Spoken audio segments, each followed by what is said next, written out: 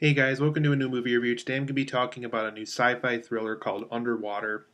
Underwater, believe it or not, was supposed to come out in 2017, but then the whole Disney and 20th Century Fox merger happened. It's just been kind of laying on a shelf at 20th Century Fox. They kind of didn't know what to do with it, and it was just one of those things where once Disney bought 20th Century Fox, they kind of didn't want to do anything to do with it. They just kind of wanted to release it and get it out of the way.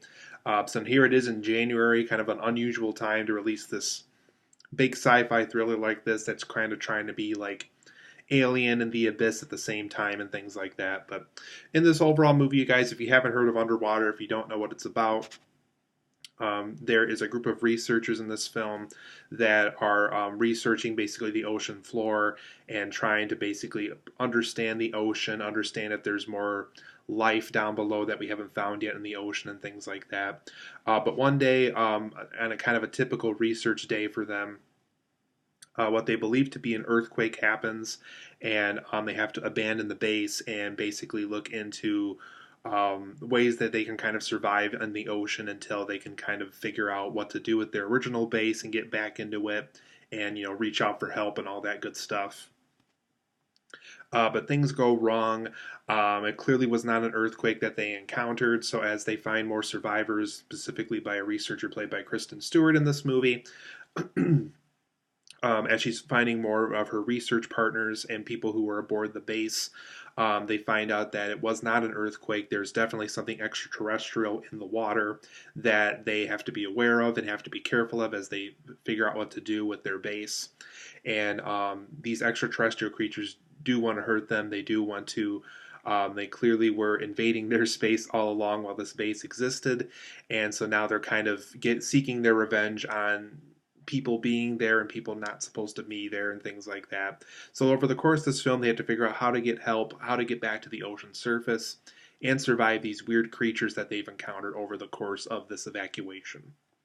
So overall, guys, I enjoyed this film. January is not a big movie month. I would say if you ask any movie fan anywhere, any place, they'll tell you that basically January and September are kind of the quietest movie months of the year.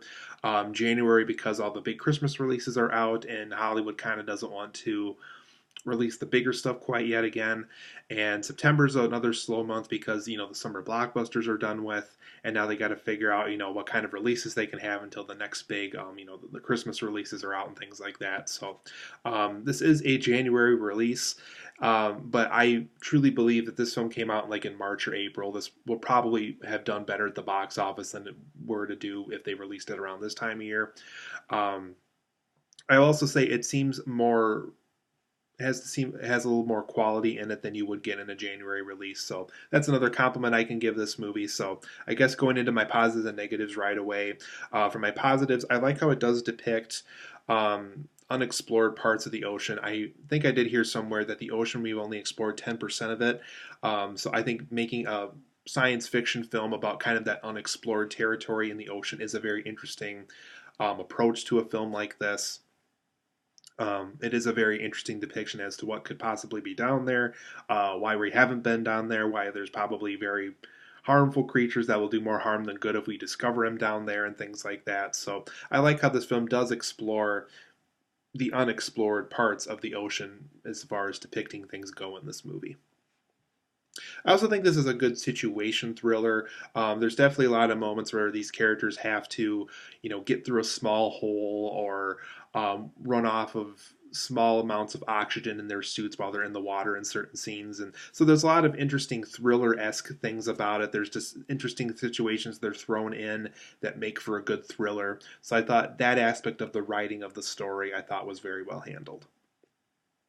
Also, the director of this film, I actually seen another film he worked on a couple years ago called The Signal with Lawrence Fishburne. And I actually really like that movie. I have my review somewhere on my channel here somewhere. It was a very small film that came out a couple years ago. It didn't make a lot of money. Unfortunately, Underwater will probably run the same route as far as box office goes.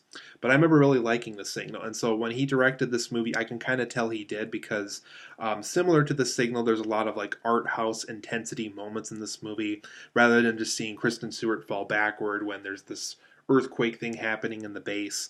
Rather than just seeing her fall over, there's like a more artistic approach to that with her falling backward, and we get to see things in slow motion of things that kind of fall to the ground with her and things like that. So I thought there was some cool art house intensity moments in this movie that kind of bring this film to another level. It's not just made by a typical filmmaker. William Eubank, who did this film and The Signal, did a very good job directing this movie. So there's a lot of cool little art house intensity moments like that in this movie.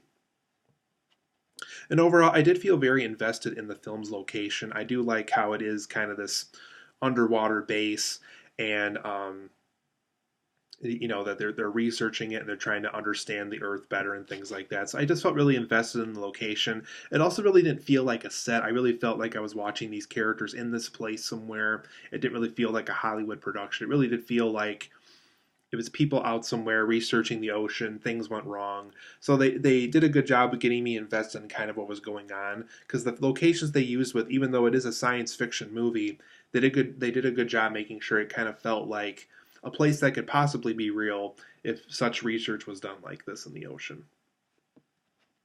And this film has some pretty serviceable acting. I would say Kristen Stewart, Vincent Cassel, and Jessica Henwick, I think her name is. She's been in like some Marvel Netflix shows, I believe. The acting is pretty serviceable. It's not like Oscar-winning acting or anything. You're not going to see anybody get nominated for Oscars for this movie, but for the most part, the acting is pretty serviceable in this movie. For my negatives of Underwater, I thought the pacing was very all over the place. There's scenes where I feel like it's just rushing to get to the end credits. It really has nothing more to go in certain scenes. And there's other scenes that are just a little too slow. I felt like they were going in a hallway forever and ever and ever. They were stuck in the underwater base thing forever and ever and ever. So there's just a lot of pacing issues with the film, where either tries to be too slow or too rushed, and as a result, the pacing just feels very off at times. I don't know if the film just wants to end right away at times, or if it just wants to take its time after realizing it is kind of rushing to the end a little too quickly. For another negative I have with this movie is, because it is so much in the spirit of Alien and The Abyss, I feel like it does copy Alien and The Abyss a little too much to a T. It never really becomes its own animal, and I think that's something that's going to hurt Underwater over the years. It's just the fact that it is a lot like Alien, and it is a lot like The Abyss. It is a lot like James Cameron properties, and is a lot like Ridley Scott properties also as a result. Even the opening credits, they form a series of lines, form the word underwater, like what Alien did in the opening credits of Alien. There's even a scene where Kristen Stewart finds another suit to go into the water to, and it's yellow like the one that Sigourney Weaver used in Aliens to battle the big xenomorph aliens. So there's even, if you've seen Alien, there is a character that's kind of in the spirit of a xenomorph. Yes, so they kind of do copy Alien to a T in this movie, unfortunately. A little too much. They did a good job. It was a good movie. It didn't feel like a fan made movie. It did feel like somebody that kind of had an idea in mind, but they didn't really know where to go with it. So they just kind of copied Alien and The Abyss because they like those movies so much, and because it is in the water and things like that. So I thought it could have became its own thing. You can take inspiration from things, you can borrow elements from things, but don't just straight up copy Alien and The Abyss, because unfortunately that's something that this film does quite a bit, and as a result it never really becomes its own animal as a result.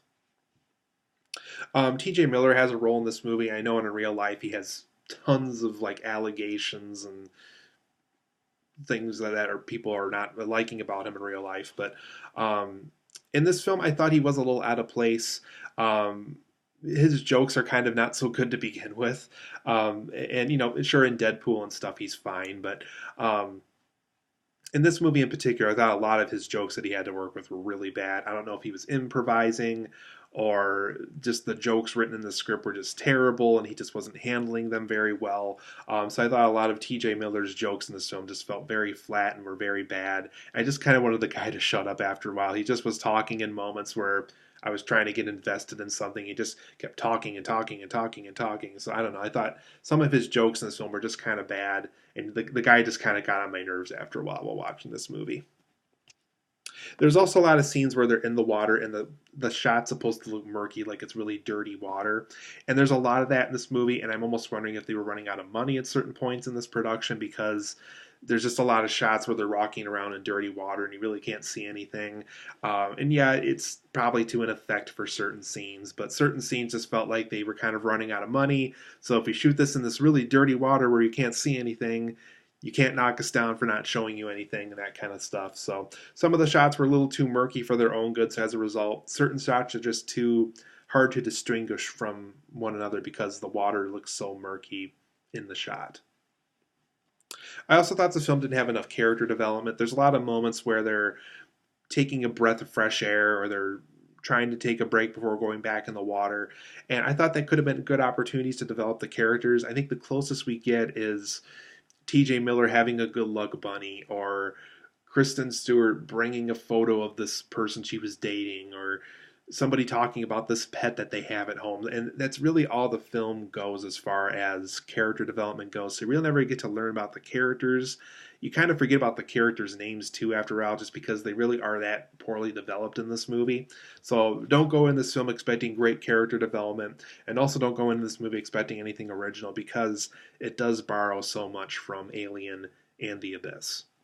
So overall, guys, I enjoyed this film. For a January release, it really isn't bad. I think this really could have done pretty okay at like a March or April release, but for some reason 20th Century Fox and Disney didn't have a lot of faith in this, so they plopped it in January.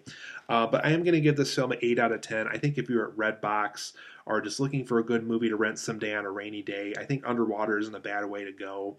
8 out of 10 for me. It's an enjoyable film. I think you can rent this one. I don't think I could send you to the theater to see this one. So Underwater, I give it an 8 out of 10. Pretty good film. It's a nice little rental kind of a movie.